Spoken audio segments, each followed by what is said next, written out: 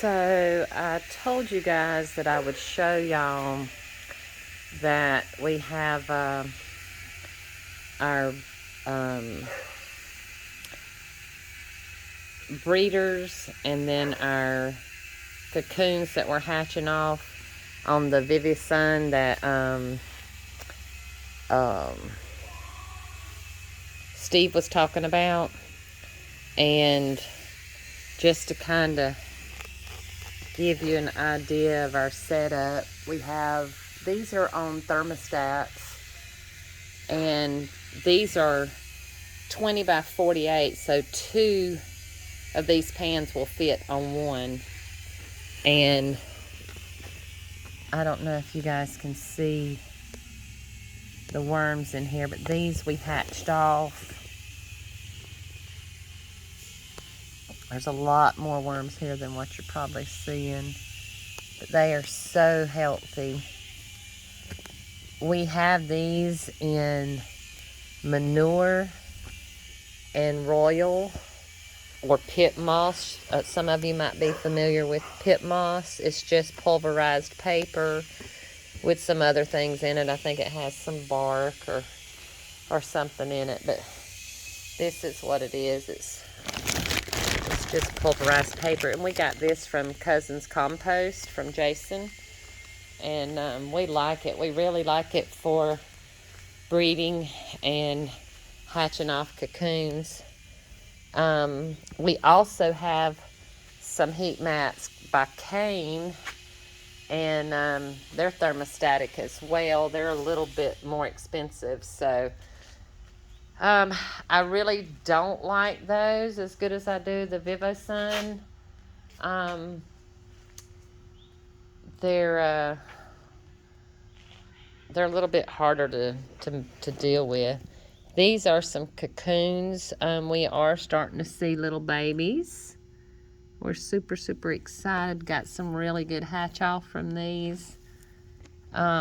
This whole table here is cocoons, but most of them are hatching. The same with this table. And as you can see, it's all thermostatic. These are our latest cocoons, but the majority of these are also hatching. If you can see those, this camera doesn't pick up real well in this room. And then we have these. These are our breeders. We don't have them on thermostats yet. We're going to buy 10 more. And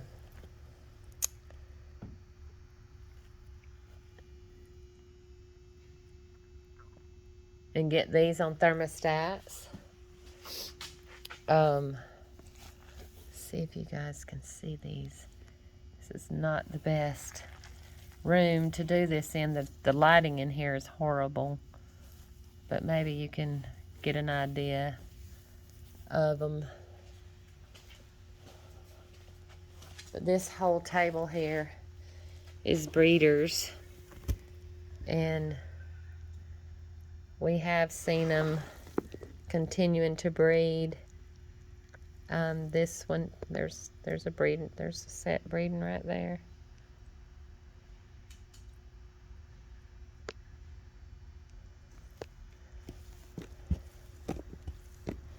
There's another set of them breeding.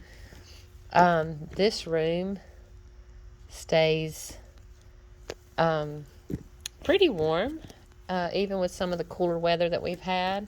This week it's been in the 70s, so not bad. But yeah, we're gonna get these on the heat mats, and then we have those 3 tables already on them. We also had these. They're not hooked up at the moment, but we put those over the top, and we used these last year. They're a lot less expensive, only they're not thermostatic controlled. But let me give you a little tip here. You can buy one on a thermostat and then buy this extension cord with 3 plugs, and you can actually plug 3 of these heat mats into it and run off that one thermostat. So what we're doing is we're going to buy 1 with a thermostat and then 2 without the thermostat, because you save some money, and that will save you some money from having to buy all of them with thermostats on them. And that has worked out pretty good. You do have to water these a little more often with them sitting on the heat mats, because it does dry them out a little more.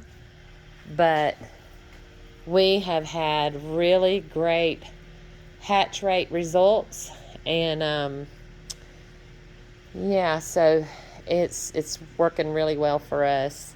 So hope this helps anyone who's trying to breed during the winter.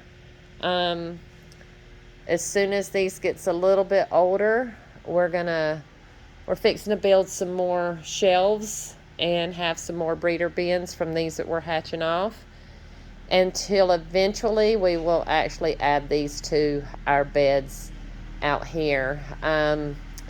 We've kind of been at a standstill for the past week because my skid steer had to have some work done on it, so I've been down.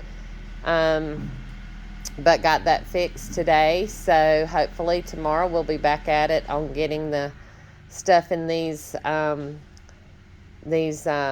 beds, the sawdust and the extra dirt, so that we can start setting up these beds next week, I hope.